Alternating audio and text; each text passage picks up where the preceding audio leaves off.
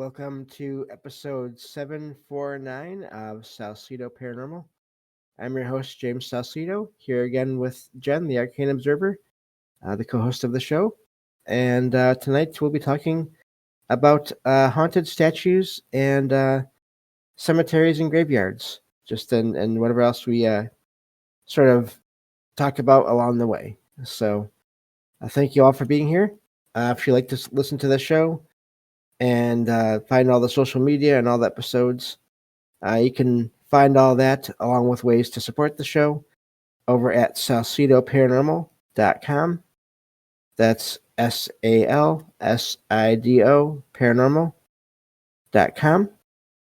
And that takes care of all of my links there. They're all there. And you can also listen to the show on the Trouble Minds Radio Network, KUAP Digital Broadcasting, and so really glad to be on that station as well. So this has been a continuation of topics we've been talking about for the last couple weeks here, about haunted objects, and started off with sort of smaller objects, ranging from things like dolls and books and rings, and other smaller objects to pieces of furniture. And now we're going to be getting into other objects that are a bit larger. And then, of course, entire sets of property, really, and their different purposes there. So, yeah, I think that's basically covers where we're at here to start. And Jen, welcome to the show again. Hey James, how are you doing? I'm okay. Glad to be doing this as usual, and it's amazing we've managed to do this now. I was looking at the timeline here. We haven't missed a weekend in almost 3 months. I know. I'm really glad for that too. Well, I mean, we constantly keep coming up with different ideas to talk about, so I like that, and it's always something different. This topic right here, though, I mean, I'm wondering where it's going to go because it's with statues and stuff. I mean, just the idea of iconography and people, maybe even like relics and things like that. But with statues from various sizes, you have like small figurine type statues, for example, like saints and things like that. That's what I think of. But then when you think of like in Rome, where you have these incredible, well, around the world, but in particular when they have the dedicated statues to their gods and stuff. I mean, I think that it's, I've heard of, I think it was Hermes that talked about that they knew how to put gods into statues. And I don't know if he meant like figuratively or literally, but, that the statues would then be able to speak to the people and would give oracle to the people. We kind of touched on that last time just a little bit, just basically what I just said. But yeah, I wonder about it, Yeah, even if it's just the collective energy of people from throughout an area and throughout however long that the statue was there for, at least when it was first set up, and however long the society that sort of worshipped it or worshipped that figure, however long they were there for, that's a lot of energy focused on one spot and one object. And of course, we know that certain materials, certain stones and rocks have different energy to them. And so I wonder if all that plays together. And I've heard too of people reporting seeing statues moving, and I wonder how much of that is an actual moving of the object, but also how much of that is some other being projecting into the mind of the person or the people involved, are making themselves look like an apparition of the statue, so that it looks like the statue is moving, but maybe it's not physically moving from the site, especially when it's a larger statue. I don't know how that would work, but that's also not to say that's impossible either. But because it makes me think of my first experience. For years, I didn't really know what to make of the idea of other beings, other consciousness being able to enter our minds and make us see different things, until I started sharing my experiences on different shows, and my first experience I ever had, as I've said before on the show, it involved seeing something across a room in a basement. I'll just quickly share the story again because it does sort of play into this, to where my cousin and I were sleeping in his basement of his new house, and they had just moved in, and it was, at least as kids, it seemed like a really big basement. But I'm extremely nearsighted, of course, but we both saw the same thing, even though I was extremely nearsighted, and at the time he had regular vision. And it was just the head of an older woman, but it was across the room, and it was above a clothesline, and we didn't see any feet or anything on the ground for anyone to be standing on. But I could see the features of this woman's face clearly, even though at that distance, I should have just seen a blur, just a blurry circle across the room. But I didn't. I saw features. I saw the face. I saw the glasses. I saw the hair. I saw the expression on the face. And so I think now that possibly this woman, or this, whatever this was allowing me, or making me see what she wanted me to see, and maybe even making us both see the same thing, somehow with our minds. And so I wonder how much that plays into people's experiences with statues, and maybe seeing them moving or even walking around in some cases.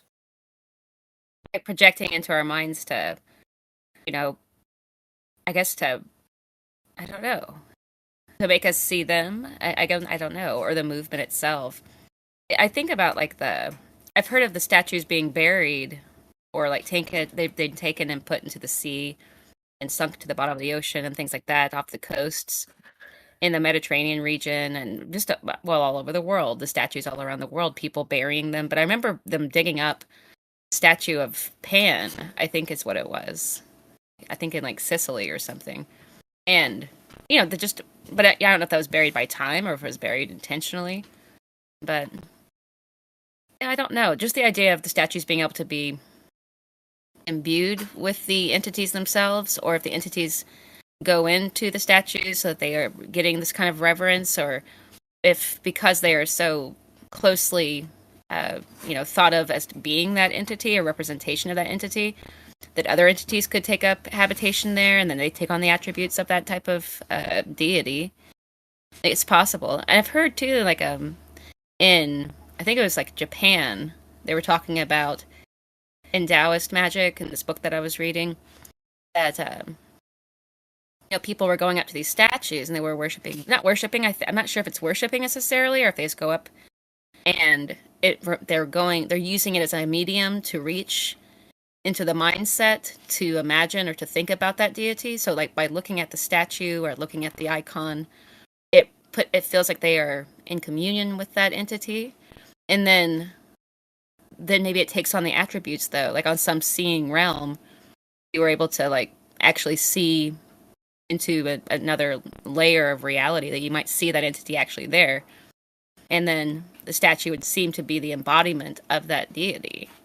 But it was talking about in those, with the Taoist book I was talking about, sometimes these other entities that weren't that entity actually would go into those statues and things like that. So I don't know. I think just the paying attention and the reverence for it, and that they do become imbued with the energy of the deity that people are trying to get into contact with, because they are using that as a focus point to a sort of what would you call it, like a conduit of consciousness to get them in alignment with reaching out to that desired, whether it's a god or an angel or a demon or whatever they want to make communion with, or one of the goddesses or whatever the case. And I don't know, especially when they're focusing on it besides just it's not decoration, because I think there must be a difference there, that some statues are decorative, people have those in their homes and things like that, but there are other times it's not that they're decorative, they're as a focal point, a place to focus your attention or something. And I think that makes a big difference in the kind of energy that the statue will have, I think. Yeah, definitely. We even talked about that in terms of festivals when we did that whole series of shows on festivals and carnivals and just focusing on and celebrating certain figures in either religion or mythology or just folklore, and how that could all that focus and energy and just for a set number of a period of time that could bring in the beings that the people are trying to contact, or at least maybe make thought form versions of them if enough people are focusing on the same thing and the same idea of some being. Yeah, I think it's. I mean, for a lot of peoples, like the whole golden calf story, the idea that in the Old Testament in Judaism, where the people before Moses went and got the Ten Commandments and all of that, they had like that golden calf, just because they needed to have a sort of place to focus their attention or something. I'm not sure, but something to that effect. And in that religion, it was an opposition to that you shouldn't have an icon of any kind. But I really wonder, how do you even, I mean, just on my behalf, like I think, like how do you sort of imagine, I guess if you wanted to imagine a sort of personification of the attributes of any deity, and that the statues are sort of a gateway to, in the mind, to kind of try to really bring them into reality, to bring it into the vision you have of the deity, to try to bring it into reality more so. And so they do it with these statues. But I mean, it's really interesting because if you look at, I don't know if you want to consider like what's considered alive or conscious, but the idea that trees at one point being worshipped, or that certain mountains or stones or things like that they, I don't necessarily worship, like I say, I don't know if that's the right word. It may look like they're worshiping the statue, but they're worshiping the deity, I think in most cases. And it's not that they're worshiping the statue, they're worshiping the deity, Right. And it just that gives them a place to focus on and sort of a visual place, but they're not really focusing on the object itself, but sort of they are, but they aren't, I guess, in a way. Yeah. That makes sense. And I wonder how far that goes into modern places and going into the idea of cemeteries and graveyards and even just monuments to certain events, battles, and battlefields, things like that. I mean, places like Gettysburg and other battle sites where you still have these reports of people having experiences there. And so I wonder how much of that continues on to this day. I think it continues on for sure. I think so. I mean, like these statues it's not that the people are like necessarily even, I think it's to hold the memory of the events. Like whenever they had the great wars, the crusades, and even now, it happens. But when different factions go into another like another area, another geography, and they intend to overtake it or to change it or to rebuild it a different way, they take down their icons and their monuments. Like whether it's like a giant Buddha statue, or it's a temple to Baal, or it's a this or that, or as statues down in. I remember they were tearing down statues in the South, because there was the whole issue about slavery and the Civil War, and there were all these things about that. But the concept of if we tear it down, then people will forget about the events and they can rebuild with because they shouldn't remember it, especially if they're going to start over with something different. So I think it's just been a constant thing that's been done by everyone, like by every faction in the world. If they go into an area, they take down whatever was there before, and that includes those statues and monuments and other of the such. And then I think because they hold the memory for those people, so it actually has like something to do with the identity, or not necessarily the identity, but the remembrance of it. So those statues and my battery and monuments. 1 second, I No have to get my problem. battery. No problem. Yeah, I'll just say real quick in the chat here, got a couple interesting comments. Sonia in the chat says in Shoals, Indiana, in a small cemetery, if I could talk, there's such local lore around a grave marker that was a statue of a woman being haunted. The youth would visit, including me, she says, during the full moon to see what would happen. And so they ran away about halfway in. But this song, Highway to Hell, was on the radio when they jumped into the car. And they didn't go back, which I don't blame them. Even if that was just a coincidence, it's quite the coincidence that song was on when they were leaving this place where, again, there's such folklore around it. Yeah, and Theo says sounds like an appropriate wording in a synchronicity sense. And then Theo also says, are the souls bound to the ground where they died, or are they bound to the monuments and their memory? And I don't know. I think there's a lot of possibilities to all of that. Yeah, I don't know. I do think that the remembering, so as long as it's in like the consciousness of the people, like the people are, when they see these monuments or they see these statues or they see the tombstones, even if you're walking through a cemetery, you're kind of just looking at the different monuments with the birth dates and the names. The fact that you're like when you're reading the name on the tombstones to yourself and the epitaph or whatever is there, I think, in a way, are you not? I don't know. It's like it's giving it the memory of it. How strong is that? How, or if you were to constantly be going there, how strong is it in keeping, even though you don't know who they are? Does it summon them in a way? Does it have anything to do with that? Or even like when people get statues or like death masks or things like that, these types of really neat relics people collect sometimes. Is the reverence of it, does it matter if people know what it was, or does it activate something about what used to be done with it just by the energy being focused on it? Does it become imbued with it after a time? Like if you have tribal masks, for example. I was thinking about that, something like that, masks and other relics like that.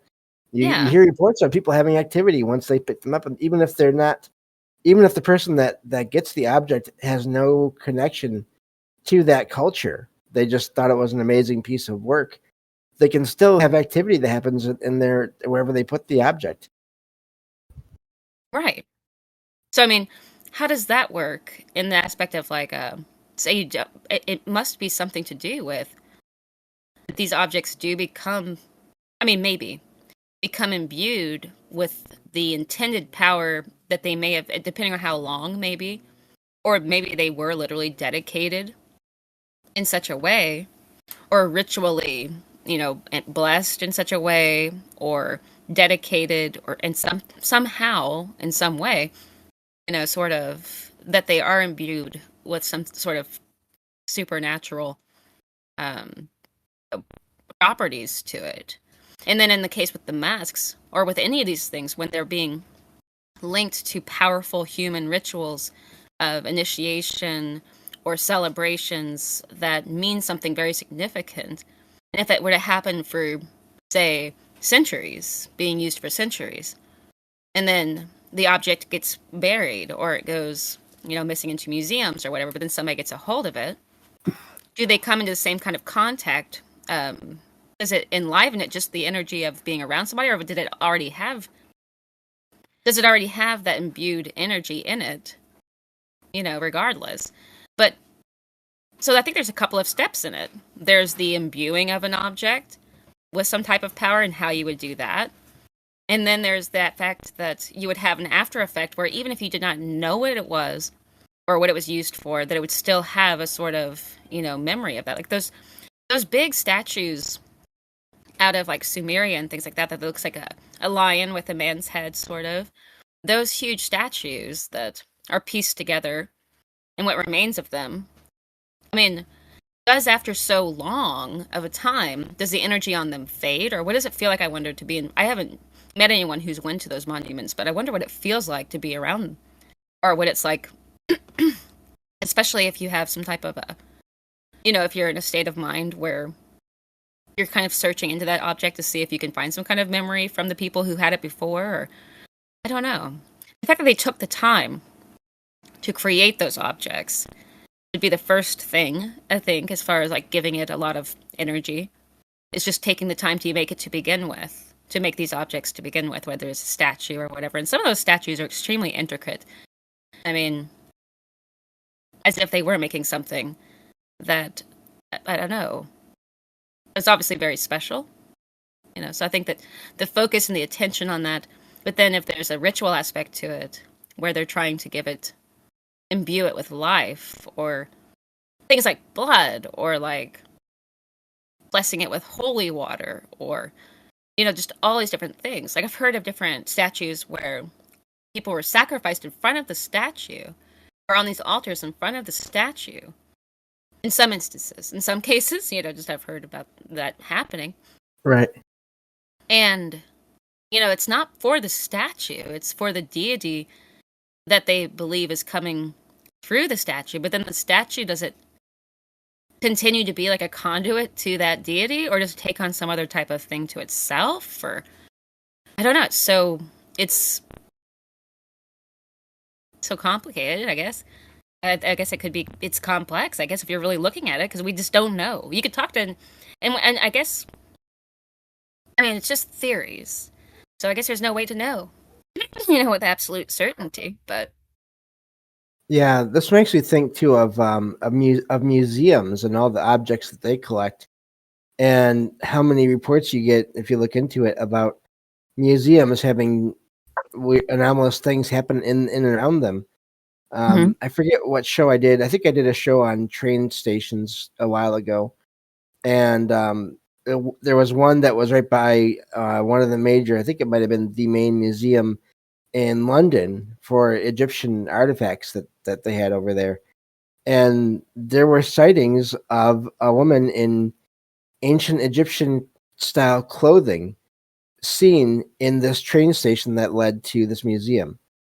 And it was that people thought it was due to there being so many objects from Egypt in that part of the museum. And even if it just one of those sightings was genuine, then it does bring up a lot of questions about what happens when you bring, especially when you bring objects that are from a different part of the world to a different place that is not as close as far as culturally, or doesn't pay as much attention to that as the people that made those objects. Whether it's again the coffins, the sarcophagi, and just all the other objects that were made in Egypt that are now in places like museums in London and other places like that. Oh, that's So cool. Yeah, I think, I don't know. So we have the idea that if you have the imbuing of the item, so we've talked about that, and then the reverence to it, and how that would somehow draw the entity into it, if that's what's going on, or it's because it's a focal point of the, like, whenever I hear Theo mentioned, even in the he says, odd sidebar, what about the mascot heads that are used for years, like mascots in sports, I assume? Does the energy from the crowd stick with them? So I mean, like that, like, is it because the people are, it works two and two. I think that the statue inspires them to think about the deity and the ritual, or the power that they imagine that deity to have, or that they believe that their team has, or whatever the case, or whatever the instance, or their tribe has, or whatever. And so it's like the statue reminds them of it, or the item reminds them of it. But then as they're building up their energy, it goes into that item as well, because they're focusing on that item. And so I think, like, in some way, does it become imbued with it? So it's like a twofold thing going on. Do you see what I'm saying? Like, the oh, statue definitely. inspires them to think of it, and then while they're thinking of it and focused on the statue as they're going through, like, their ecstatic states, or their dances, or their prayers, or whatever the case, then it kind of builds on itself, like in a circle of energy going on there between the two, the mind and the item itself. So the item inspired, but then it actually becomes imbued because of it, because of the focus on it in some way, it seems. And then I was thinking of there was a story I saw on YouTube, and it was pardon me, I have a bit of a cough because the weather's changing, but Yeah, there no was a problem. article on YouTube, and it was one of the Rothschilds, I think, and he was one of like when he was young, and he was traveling to South America because there was this tribe that had these totem poles, essentially. You know, totem poles, people have heard of them. They're in Eskimo cultures and a lot of indigenous cultures. The totem, where they add on to it different images of spirit animals or they of family members or things like that that they were reminded of them, and they build up these totem poles, and they're really valuable to the people and to their, they become important icons to them, like statues in other cultures, and so on and so forth. And he thought he wanted to buy it and take it back with him. And the story goes that they dispatched of him, and he never came out of that. But that's what he was going there for, to buy, their totem pole, Right. and like just how much it meant to them, or because they had had it for probably centuries, or maybe Yeah. they'd been practicing that for quite some time. So I mean, the fact that these things take up that kind of energy like that, and maybe it's something we're kind of missing these days, or maybe we don't think about as often because of all the because it's just not really playing a big role in our culture as much. So that sort of thing. So it's really really interesting. Yeah, it is. It's yeah, and it's let me see here. I'm looking at the chat here. Theo has a so a link here, and I can put this in the episode description. And the title is "Abducting the Gods." And so, yeah, we can. I'll include this in the episode description here. But yeah. So there's a lot to that, and I wonder if the modern sort of what happens in cemeteries and graveyards today is sort of an extension of that, especially with you think of people that were famous that have these huge either mausoleums or monuments that are in cemeteries that people go to, even with I don't know where exactly it's at in New Orleans, but the grave the I'm not sure if it's a gravestone or if it's a mausoleum, but the place where the famous Marie Laveau, major figure in that part of the world, the culture and I believe voodoo and all that, but just all Yeah. that that was a huge. I think it's still today a huge place, a drawing, a major attraction for people to go to, and still focus on because of course that those ways are still people still focus on that even today, and you get reports of activity there in that part of that cemetery today as well. So I wonder if that's a continuation of exactly what we've been talking about the whole time here. I think so. I mean, like we were talking about in one episode, we were talking about possession and exorcism. Of course, we were talking about at one point I mentioned like the exorcist in that story. There's the priest, and I think he's in Iraq, and he digs up. They come across that statue of Pazuzu, and then the dogs start fighting in the background, and it shows that like they were digging up kind of a temple or an area where Pazuzu was worshipped, and it's got something to do with at that point. The whole thing is going on in you know, in the case with Reagan and the other aspect, and just all this stuff, and it was all to do with that statue. It seemed. You know what I Yeah. mean? Like for some reason it seemed tied to that. I mean, there's a Yeah. lot more to it, but I mean in the story, it's a lot more involved going on, but and then with New Orleans we were talking about just the how they have to build, their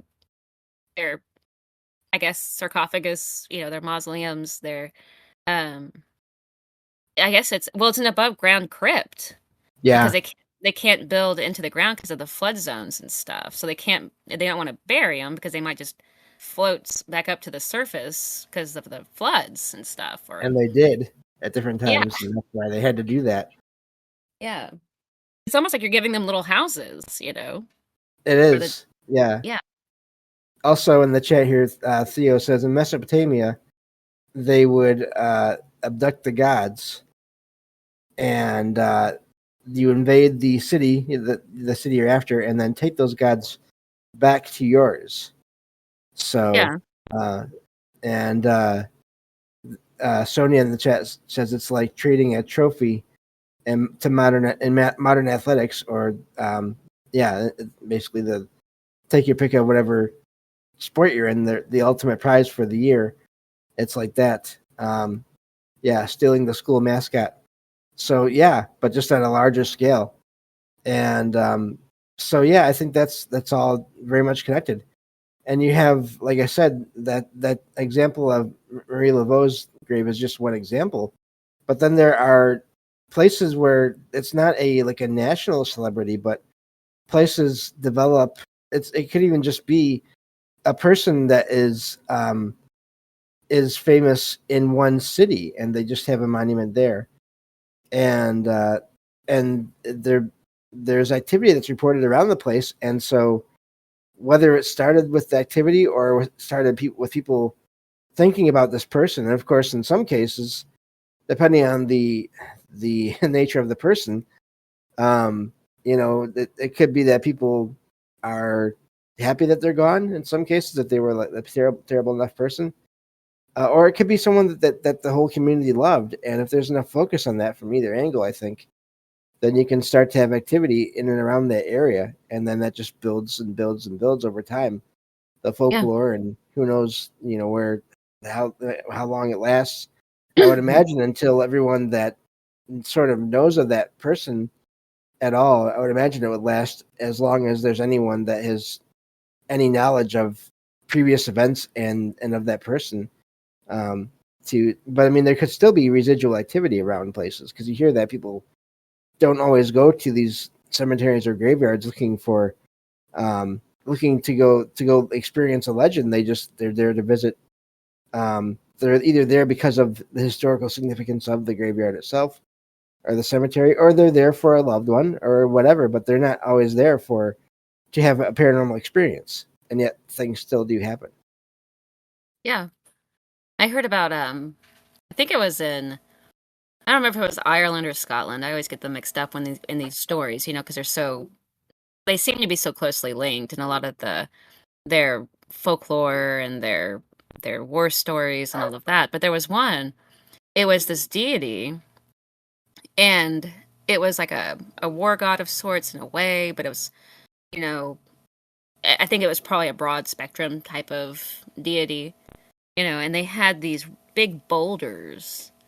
And on top of this mound, they had this big boulder. And the story was that they were these people that were there, that, well, the account, I don't know if it's a correct account, but I think it was St. Patrick, I can't remember, but the whole idea that the people were maybe sacrificing or doing sacrifices in some way.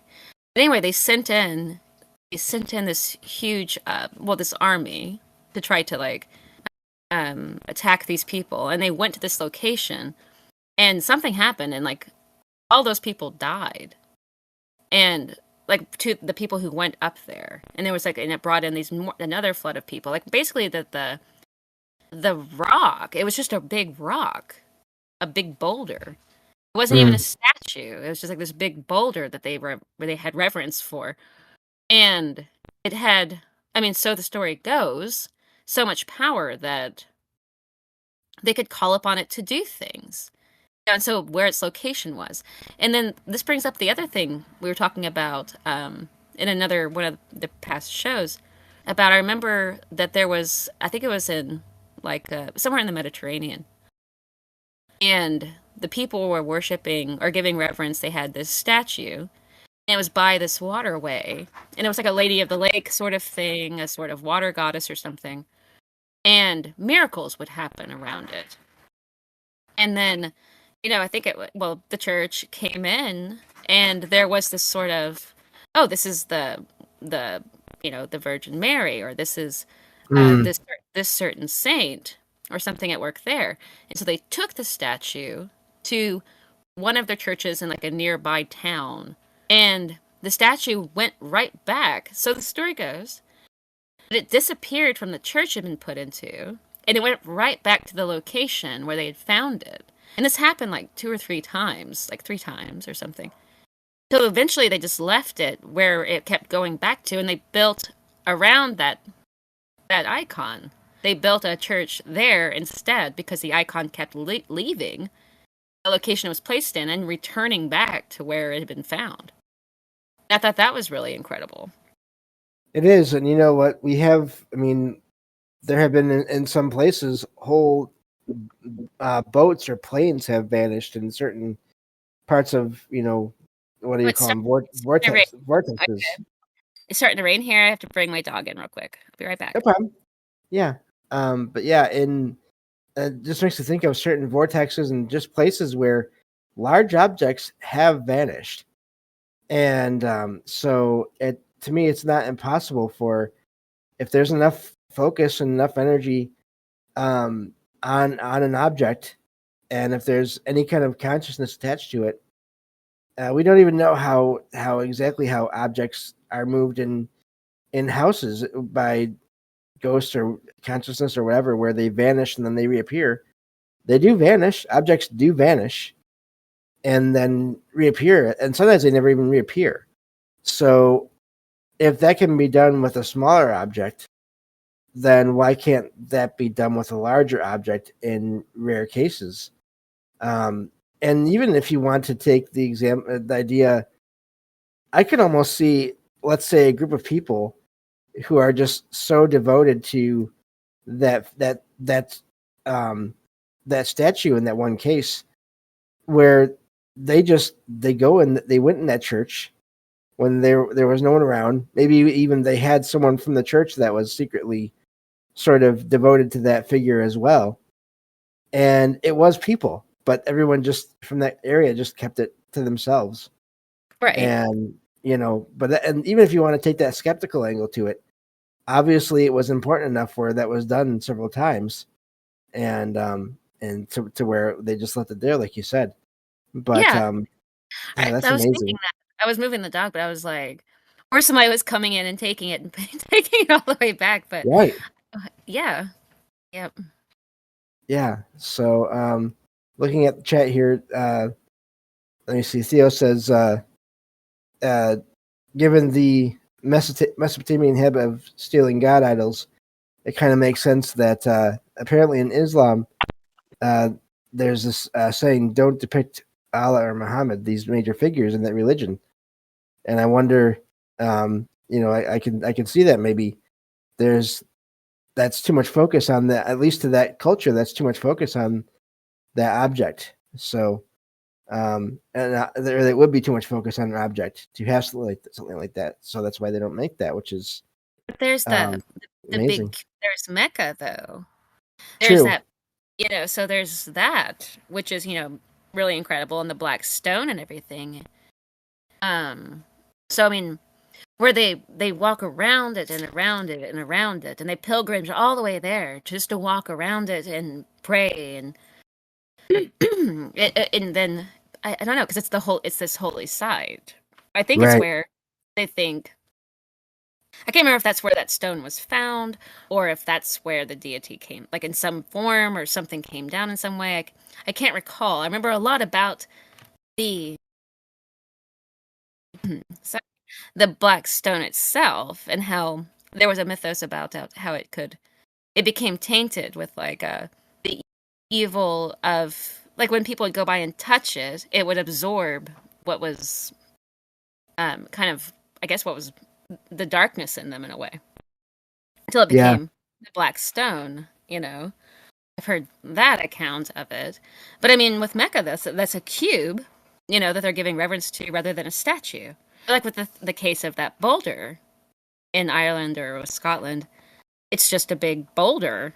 It's not shaped into anything. It's just like or there's the Wailing Wall in Judaism, where the people go up to the wall and they have this focus sort of thing. And all the presidents have done it, or at least a lot of them have. And so even just locations and religious aspects, I guess. But it doesn't even have to be religious, it could be. I think with statues, it typically is, or with these monuments, when we're talking about how much power they had, or that people were using them as a type of focal point, like in Egypt or in Rome or anything like that. I don't think they were decorative. I think it was probably a lot more than that. I mean, they were decorative, but Yeah. Now, then there's cases, like with the statues over in China, that whole army there of statues, that are really amazing to me. And I have this article where it has a section about that, and I'm scrolling to find it. But these are let's see, okay, there we go. The Terracotta Army, and this is over in China, and they're apparently they were buried, but over time they were discovered. And of course, once people started to discover them, originally that land was full of farmers and everything, but more and more people wanted to come and see these statues and excavate more, to the point where the farming community there was just driven out. Some people consider that to be sort of an omen in a way. I But just came. Go ahead. I'm sorry. sorry. Oh, and Oh, just so just that there were these, figures, apparently in some cases, I've seen elsewhere that some people have claimed to see these statues move on their own as well. it's really neat that they even made just so many of those statues so that he would have. I mean, the idea is that he would have an army in the afterlife because he had those statues there. I mean, is that the understanding I, of it, that would get this army because they'd made this army out of statues, or was it the fallen? It could have been a statue for everyone who fell in, a particular battle or something. So it could have been like maybe it was a monument of reverence to the fallen soldiers. So I guess in a way they would still be accompanying him in the afterlife. I mean, that's just a theory. Is it the idea that they made the statues so therefore he has this army, or were those statues to represent these fallen warriors in some way? Or that makes sense. That makes a lot of sense. If these were people who fell in battle for him, or for yeah, not or for him, they but were, you know what I mean. yeah, yeah, or even just the idea that they were put there. They were based on real people, but they were put there to protect him in his afterlife, or something around there. So yeah, I think that's I think that could be possible, especially if if it is, so if it's an emperor or someone that has the resources of a country. That's not something that you would see all the time with people. They don't have those kinds of options. But in that case, then Oh, I've even seen it like turned into. It was used in like a Marvel animated movie at one point, you with know, these statues. so you And mentioned. Sorry, go ahead. just in this Iron Man cartoon where the there was one of these armies, but of course it was the army of this ancient ruler that was the known as the Mandarin, and it was the spirit that was dead, but that was still existing, and this whole army had this whole army of these stone or terracotta, these figures that then of course came to life in this cartoon. But you see that in so much pop culture, the idea of anyone going into a place that's supposed to be hidden. What happens? The statues come alive and try to get rid of the person that's investigating. So sorry, go ahead. In that chat, so they're talking. Okay, Mecca itself, that big cube. On that big cube, there's this small, like a black oval hole-shaped stone, and it's the black stone that's in the Mecca cube, or it's in location nearby to Mecca. But this black stone that people, they go by and they kiss it or they touch it, and it's I don't know. I would assume it is pre-Islamic. The idea is that it came from space. This fell from the sky, and it was this stone that was pure white, pearlescent. And it was like a crystal, or it was, yeah, it was like a crystal, or something like that. It was like this strange material of some type of, a rock of some type. It was what you'd think, or a crystal or a stone, but it fell from the sky, from space, and that's kind of the story of it. And it went from pearlescent white, it turned into the black stone. And it was said that it was because it absorbed, or something to do with it was absorbing this energy from all the people coming by to kiss it and to touch it, that it turned black from that. Right. Yeah, I've heard that. And I mean, I believe it is in the cube. It's somewhere, like it's in the corner. I've heard, if I remember right. It is on the cube. I think the stone was just, the cube was meant to store the stone somehow, or house it. Yeah, and they think of it as like the cornerstone of the world, or it's the center of the world. Like Right. that somehow that cube is representing the center of the world. The world's revolving around that. And that's why they Yeah. walk around it, and or I think that's kind of, the gist in a Right. way. Yeah. So I have this other article here, and I'll put it in the chat. And it talks about the cemetery angle, the graveyard and cemetery angle of all this too. And there's just so many examples of statues in cemeteries.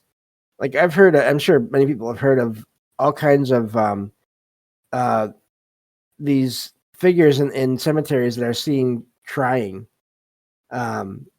Or even if you go and you bother to like touch the statue, of course, there's the idea of cursed objects, and oops, that's not it.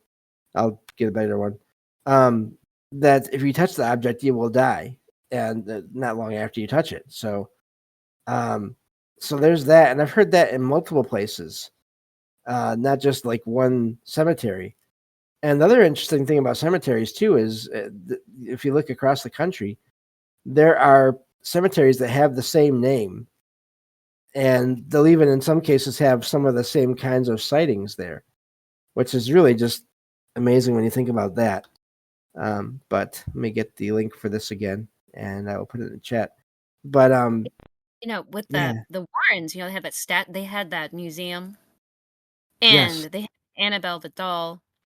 And so it goes, with the museum accounts and the different documentaries that they talked about, that you had it behind glass so nobody could touch it or handle it, because if they did, or if that something bad could happen to them. And even in the case where I think it was a motorcycle accident, so the story goes with it, and that Annabelle caused it in some way, because it was these two teenagers, and the teenage boy like made a joke about like, oh, I'm not scared of this dumb doll or something like that. And then they had that terrible accident, and it was related, or it was thought to be correlated in some way. But just the idea of the cursed object thing. And when it comes to cemeteries, though, as far as the desecration of cemeteries or anything like that, and I wonder if anything happens to those people. And then that would insinuate that the entity, like that the spirit, is somehow aware. Are they aware, or is there ooh, it's starting to storm here. Or is there an instance where there is a caretaker of the cemetery? I've heard of that. I've heard that the cemetery has a sort of guard, or that there's something like that going on, where the cemetery is being watched over by a sort of watchman, as some type of entity that is a sort of gatekeeper, a watcher over the cemetery. Is it the entity of the spirit that, whose plot that was, and that tombstone it belonged to? Or was it the vengeful spirit of like the one that was guarding the entire cemetery? It could be something like that too. Because you have that sort of like gargoyles in the corners of churches, that they are to scare away demons, or that they are, they look like demons themselves. The idea is that they are so fearsome looking because they're going to scare away the other demons. There's that kind of concept. Gargoyles. Yeah, You definitely, know. definitely there, and you get even you get just angels also sort of in the opposite end of that. People put statues of angels in cemeteries as well, and so there can be activity around those, and so yeah, it's just and let me see here. I'm just scrolling through this article here. There's this one known as the Black Angel in Oakland Cemetery, Iowa City, Iowa, and I've heard of a couple of these. There's a few different figures in the U.S. that are known as black ladies or black statues or angels of death. And in this case, it was made in 1913. It marks the grave of Teresa Feldevert. And there's many accounts of people going there.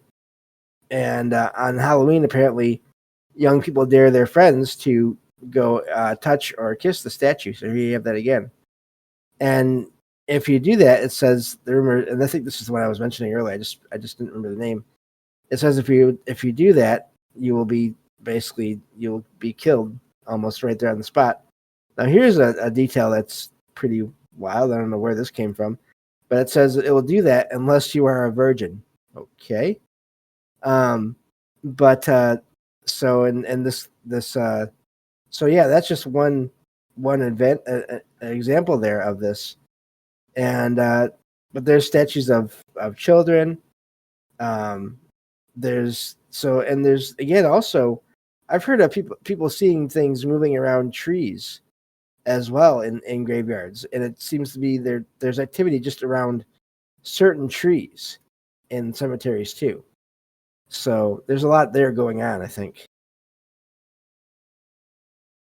I would think that some of these trees could take up a sort of guardianship role. Like the idea that trees used to be so sacred to, well, many different peoples. You have where they would worship in the groves and things like that. And that their ancestors would do that too. And one particular tree could outlive, like you have Methuselah, and I think it's somewhere in the Middle East, but Methuselah is like a 900 and something, possibly older. It's like 900 years. It's basically 1,000-year-old tree, and it's a type of cedar tree. And they have several of these types of trees, and people would take pilgrimages just to those trees.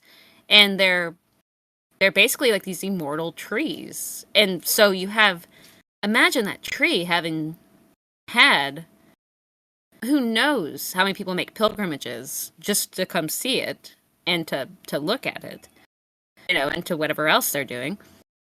So the tree, I mean, in these cemeteries, that when you have so many souls, so many people being buried there, and the sorrow that they feel, and all of that, and these trees, if they're they're alive, I would assume that maybe they're witnesses almost, like silent witnesses to all of this. Yeah, definitely. They're parts of nature. They're attached to the planet. I mean, Yeah. similar with rocks and stones and things like that and waterways. I do definitely think there's something to nature being a presence. There was this one of these true stories I found online about these two friends that they were just walking through this park, and one of the two was really close to nature, just really connected with it very well, and they put their hand on this tree, and the person that was writing the account, they said that they could see like energy, like light flowing up from the ground and going up to the top of the tree and dispersing when their friend put their hand on the side of the tree, which is just really amazing. But I imagine there is something similar to that going on at all times, and you do get that sense of people have reported. I've seen over the years, they feel amazing when they get to certain places where they're around a certain tree or a certain group of trees, But then you have the opposite in some cases, where they get to around certain trees and they don't like being in that part of the forest. And I wonder, how that happens. Well, I had that kind of happen. And, there's a cedar grove near where I lived, and like at first, but yeah, I mean that sort of thing happened where, and I've heard of these spirits in, well, the trees. Some of them have these certain types of spirits in them, and that makes a lot of sense. I mean, if you think about the reference that they have for particular woods, a particular type of wood that comes from that tree, and that it's imbued with these certain properties, if that is the case. I mean, besides just the practical side of what the wood is used for, if there's something beyond that they are also useful for, that would be the attributes of the entity, the spirit that's in that tree. I mean, that'd be what it is.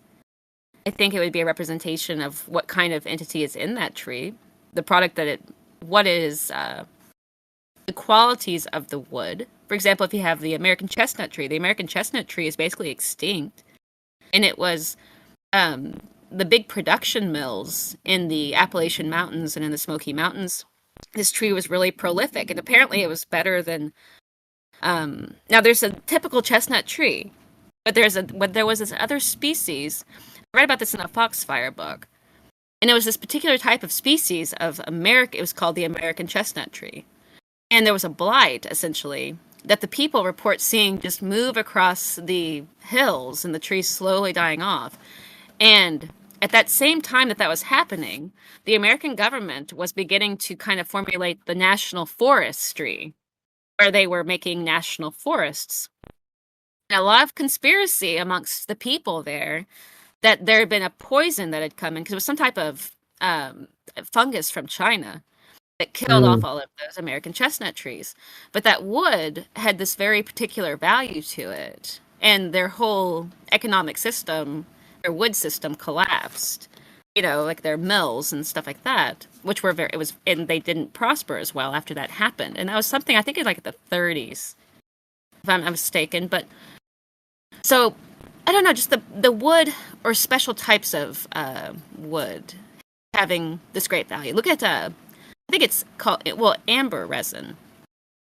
The smell and the fragrance, frankincense and things like that, coming from trees and everything, and the power that they have to have these the reason that I've heard that frankincense and myrrh, the reason that it's used is that it kills like 99% of the bacteria floating around in the air. It goes into the reason that sage and everything. Now, sage, I mean, people use it for purifying purposes, in ceremony and things like that. But on the practical side of it, what's really bizarre is that it actually kills airborne bacteria, and you can look that up. It has an antiseptic quality to it.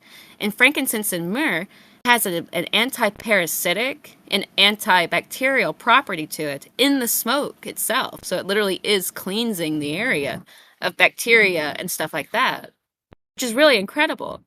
And John the Baptist would wear this garter around his waist of these plants and these tree resins and things like that too. And people during baptisms in the water. And if it has that type of anti-parasitic property to it, he's literally not, he's like protecting himself against being tainted in these particular waters in a way even. So that's why I always thought too, there was some kind of correlation between bacteria and some aspect in some regard to evil spirits. That the sickness that comes from becoming ill from these viruses or bacteria is a manifestation of those bacterias of the entity, basically. And we've talked about that on Mike's show because I think that's really interesting. But anyway, the wood itself and these resins and things like that being imbued with the power of these entities in a way. If these entities are a type of spirit, it's just really interesting. It is, and I do wonder, in the cases where there's trees where like parts of forest or trees where you get a weird, sort of a not so pleasant feeling, if that's because there was some kind of event there that happened that damaged or destroyed certain trees or some trees in areas, and the others that survived or made it through or were just starting to grow at the time, and became bigger later on. If they still have, if they, it sounds to some people Well, it may sound funny, but they have memories of that, and they have memories of what people did in some places, and okay. so they have this feeling of oh, there's people again. What are they going to do now? I don't know how we're doing for time or anything, but I was thinking, where I used to live, there was this field down in the valley, and then there was the big creek that ran through, but there was a field that was cleared out for hay, and people would lease it out, grow hay, harvest it, this sort of thing. And it was right down the hill from where I lived, and the whole field, of course, was completely cleared of all the trees, and it was just bordered by the heavy tree line. But right in the middle of that field, there was this aspen tree, and or maybe it was an ash tree. I can't remember now, but it was like a white bark on it, and it was a pretty big tree. But it's really unusual, and it looks very unique. All the other trees are like cedar and oak, just maple, oak, so on and so forth. But there was this white, I think it was an ash tree, and it's just standing in the middle of that field, this huge hayfield. It's as if the people who were tearing up all those trees and clearing that all out came across that one tree and were like, "Oh, we're gonna just leave that one," because why else was it there, just right in the center? But just really, it stood out. So it seemed like it was the center of, it'd draw your attention because there were no other trees there besides that one tree. But Yeah, then we don't have a time limit, so we're good to go as long as we want to. But yeah, that I just wonder about that in places, where you get that with trees, and I mean, just we've talked before about rocks and boulders in some places. There's some disappearances and weird things that happen in places like that too. So I could see there, whatever the history of the place is, whatever is there could still have impressions and memories of other things that happened there that could lead to people getting weird feelings later on. And so yeah, I think that's a good place for me to leave it for now, unless you had a lot more we could go into. But I think we covered a lot here today. I think so. I think, we went from talking about just the statues and then realized that, it could be the statues. It could even be just a boulder. It could be a tree. It could be in the case we talked about with the cube, that are being imbued this way. But they seem to have the same type of characteristics, that people give them the reference for. But in addition to that, you have even living things like Methuselah, the 1,000-year-old tree, and any tree that was giving a lot of reverence, or, I don't know, that people particularly pick out certain trees for some reason and give a great deal of attention. But we should talk about trees sometime. That'd be cool. But well, I guess we Yeah, already did. But I think we covered it as best we could. yeah, I think so. And we will talk after we get the recording here and figure out next week's topic, because I think I don't know where to go from here, but we'll figure it out. So thank Yeah. you as always for joining me, Jen. Thank you too. I'll talk to you later. Bye. Sounds good. And yeah, thank you all for being here and for stopping in. If you were uh, only able to be here later, that's totally fine. And this show will come out on Monday. Thank you all again for listening and all the great chat. I know I didn't get to read all the comments, but everyone, thank you for being here and listening in. And I will talk to you all next time on Salsido Paranormal. And everyone, take care. The next episodes will be experiences, true paranormal stories from the web. And yeah, looking forward to that. And of course, that'll do it for tonight. Everyone, take care. Talk to y'all next time.